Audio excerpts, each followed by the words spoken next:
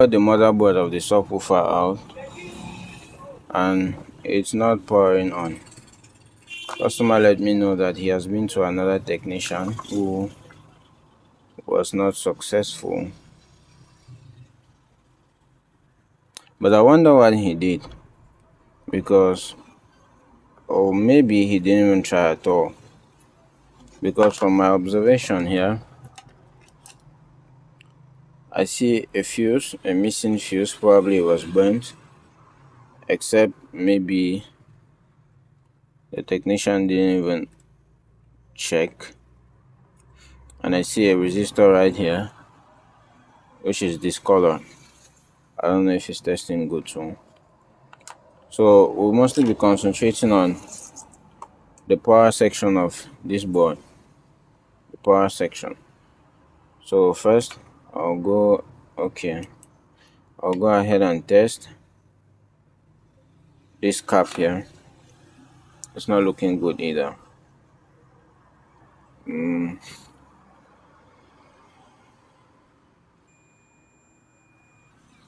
We've got a short on that cap. Let me check the resistance.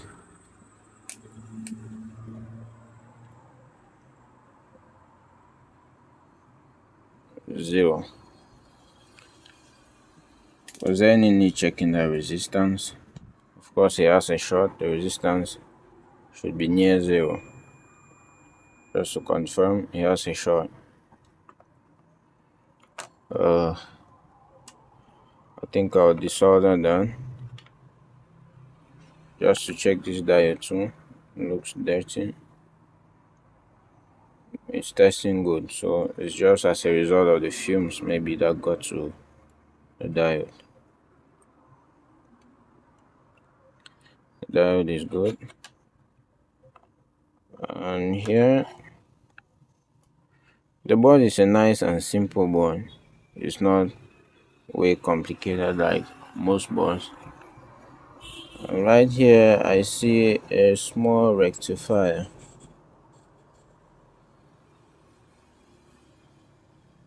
Is it good?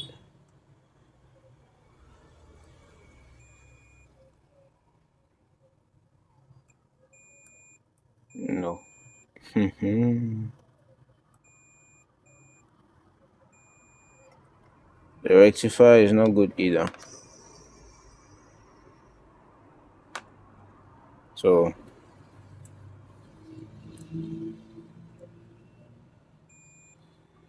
how many components we have to change here or remove? 1, 2,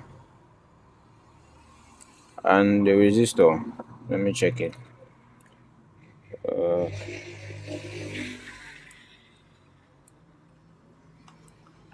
Let me see. How do I locate that?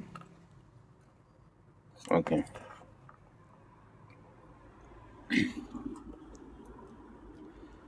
From the resistor, I think it should be around 500 ohms.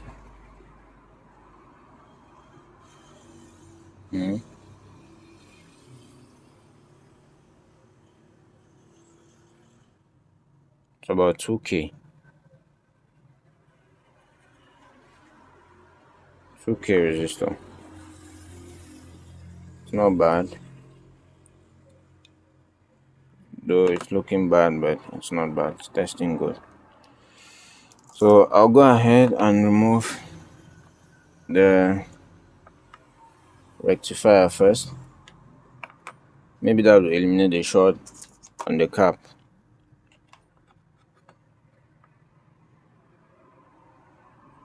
It might eliminate the short on the cap, or we might not have to change it anymore. 0 resistance, 0, 0. So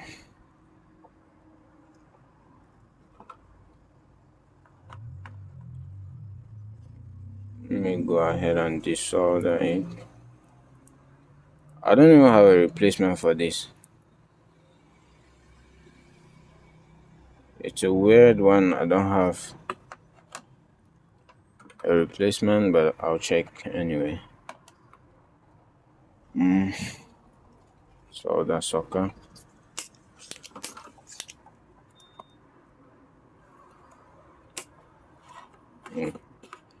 That solar socket is dead. Dead. I need another one. Oh no.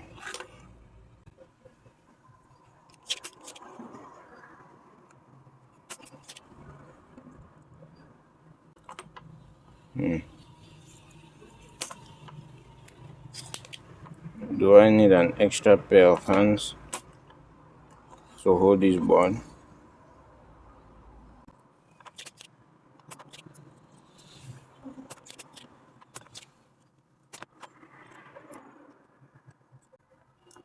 You know what? I don't like using this small soldering iron on these hard boards, so I'll be using a bigger one, 60-watt soldering iron. I think that's better. Yeah, this is a lot better.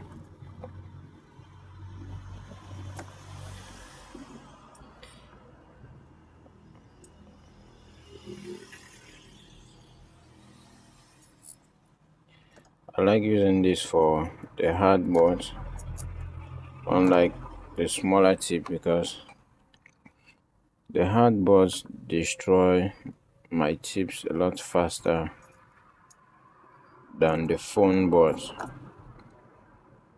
You know, all these sharp components.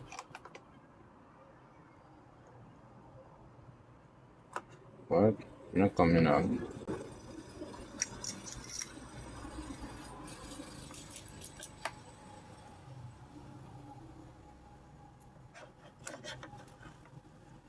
Okay.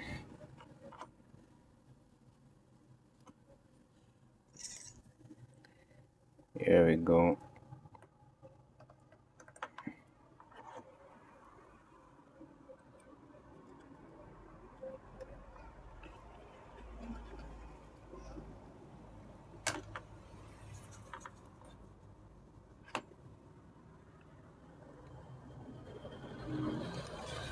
I have to make sure of the polarity of that because I can't see it marked anywhere on the board. Uh,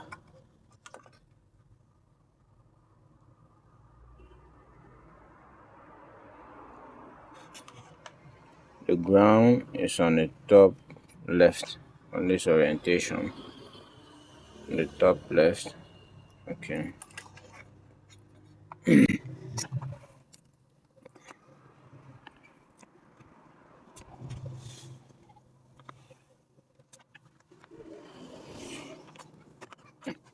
And it's out.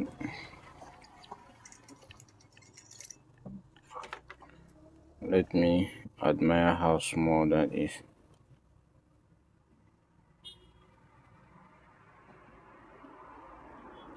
Can I get it? Okay. Okay, I'm back. I think I found one. This one.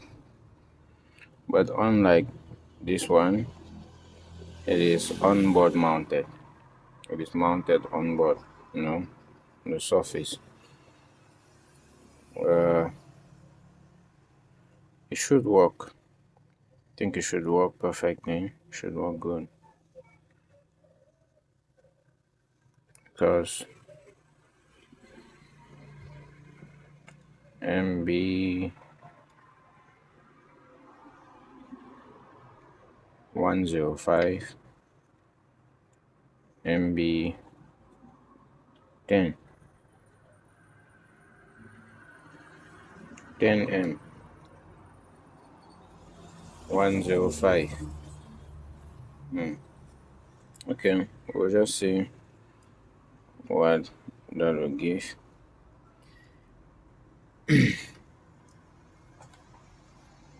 We have a surface mount rectifier. So for a while I was thinking that we should use a diode, you know, in the place of that rectifier. But I gave it a second thought. You know, it's going to be driving that current, but we don't know exactly what amount. And we might end up needing like 4 diodes. You don't have to suffer like that. Okay. Let me check on that cap nearby again. Maybe we just eliminated the short on it. Okay, I still got the short. Let me check the pins of the rectifier. Remember, we're getting a short on the pins.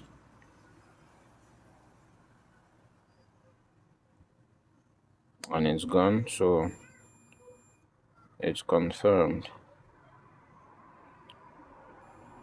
The rectifier was blown. And just to know that we have a short here because it's connected to that cap. So remove that cap too.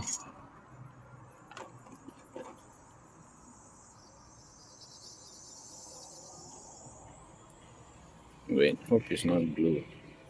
Okay, it's clean.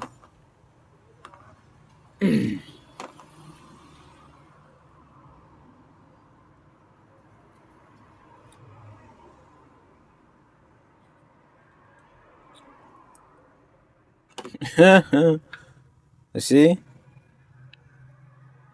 That cab was dead. Like, really mad. The cab was mad. See? Oh my god. You got one of the pins stuck on the board. Get it out. No.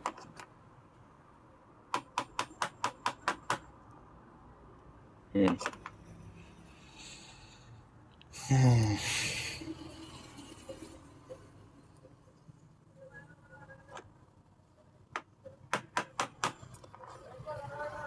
And that pin is stuck.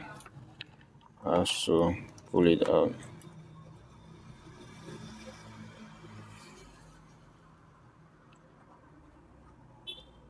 Can you do it?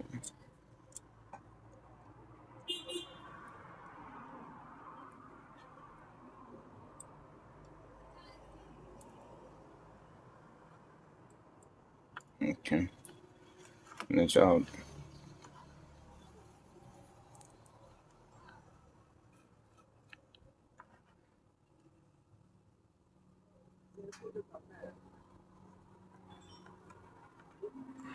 So we've got a cap to replace there.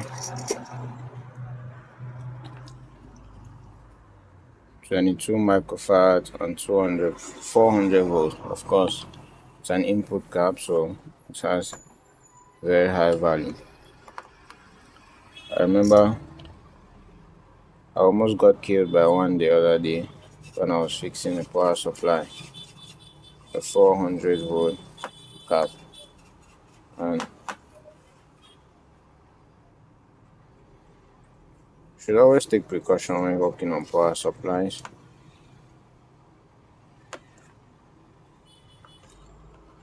On these high capacitors. So let me check on those pins if I still have that short.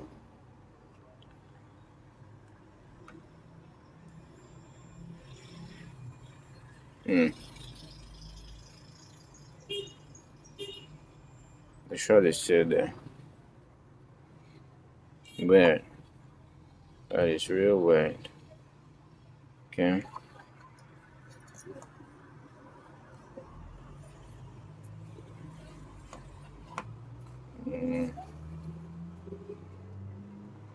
From the cap,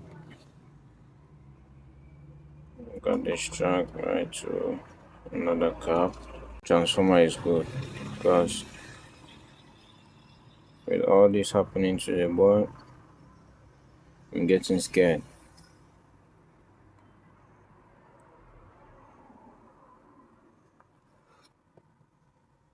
Okay, I think we've got a chip under here. Should be a power management chip. 100 microfarads. and I think this chip is not good.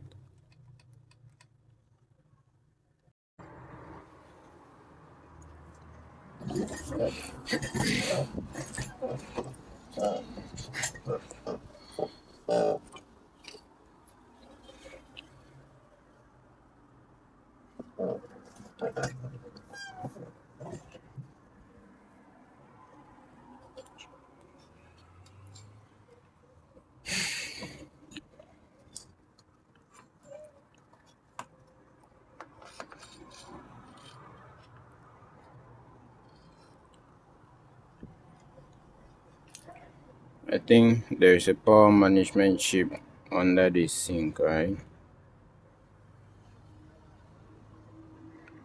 This shit should have a power management chip under it, so let me just desolder and see.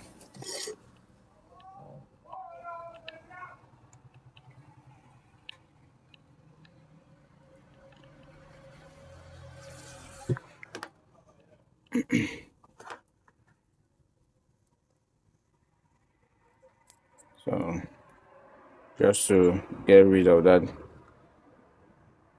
leaded solder, I'm going to mix it with unleaded solder so that it can be easy to take off.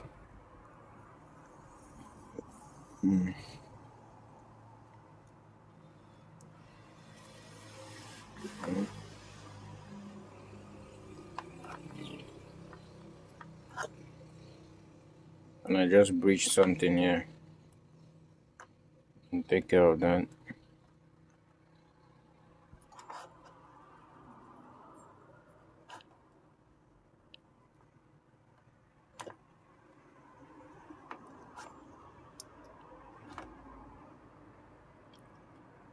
Heatsink is out and it's not looking too good. See, it has a burn mark on it.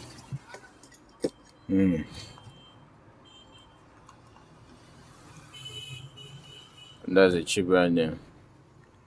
It's not looking good, not at all. Let me clean up and see.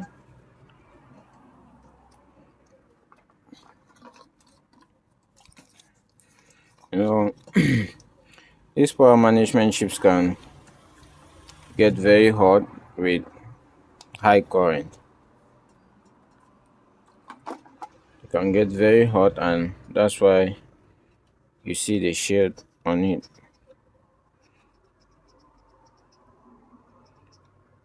This one should have been hot.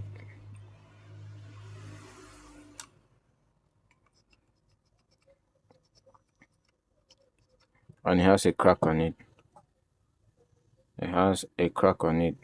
It means it suffered so much heat. And what is it? It is a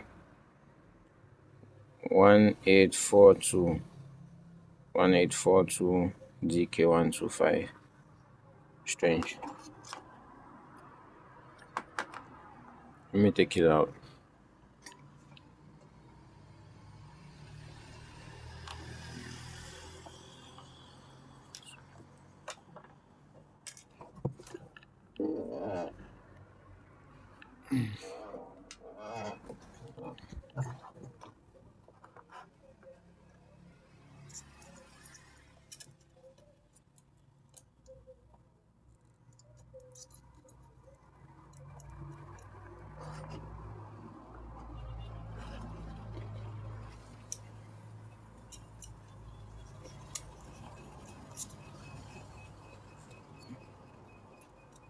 Almost all its pins connected to one. See, all the pins on the left or on the right are maybe ground. I don't know. That's very hard to do that with. I can't use the hot air station on this because with the hot air station we risk losing the traces. You know, the traces will come popping up.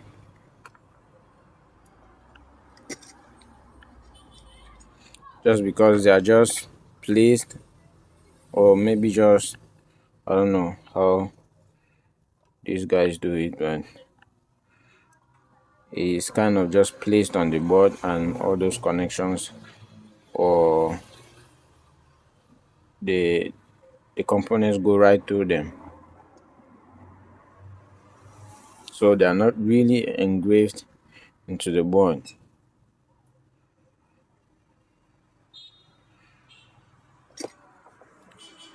I can't explain that in PCB terms,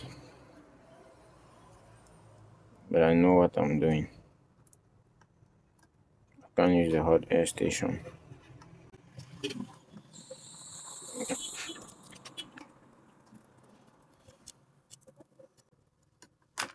No,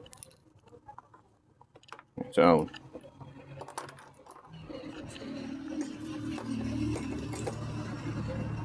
Does it have an orientation? Yes.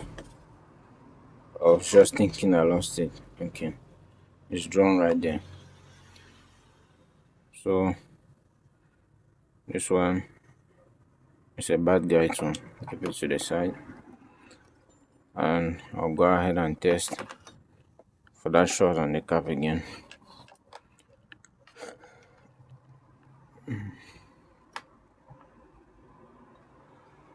And the shot is gone. See that? We don't have a shot anymore on the cap. Okay. Now, the best part of the job now is to find those components. How on earth are we going to get those components? We need this power management chip, the cap. Of course, this is going to be a lot easier, and the rectifier. Oh, we got that already, or maybe not. So I'm going to see you later. I'll just go in search of the parts, and maybe I'll be back. So we're back again, and we found some of the parts. We needed a 400 volts cap, 22 microfarads, and I got two, but of 15 microfarads and 400 volts. They should work just fine on that spot.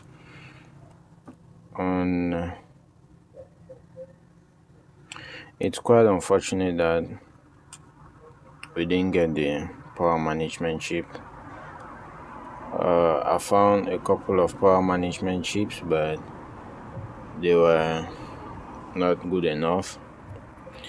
They were good, but the pinout diagrams were not the same. I mean, the pinouts they didn't match. So it's so unfortunate. We're not going to continue with this repair, and we might do this just maybe in the next video. And this is the problem that I face, or maybe most technicians around me face.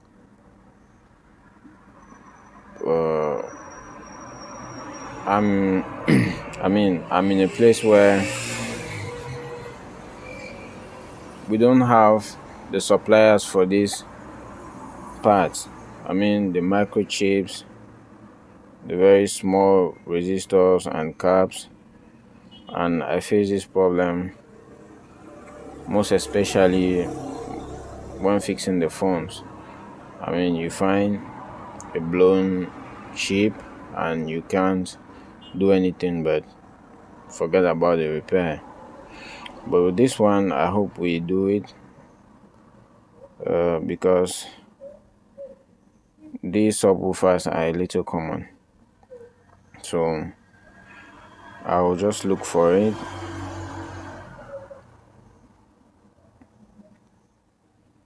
I will replace it, hopefully. Hello.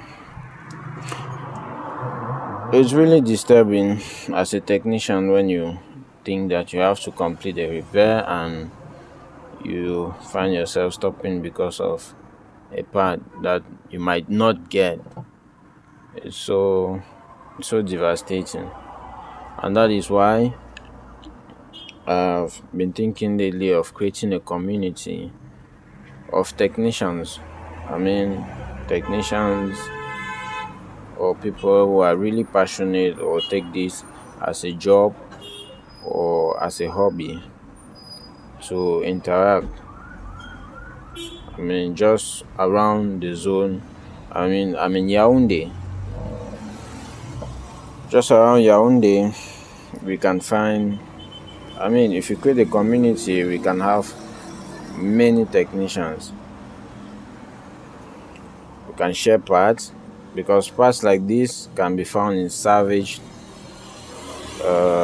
devices, and we might easily get from one technician, or we can get ourselves out of this in our own way by creating that community. So I really look forward to many technicians to get together so things like this won't be hard for us to do. In this business, time is money. You can't afford to spend the whole time on this device when you know it's not going to work. You can easily call a friend or maybe post somewhere and someone can easily help you. I mean, the people who are really, or those who really know what they do, what they are doing in this job.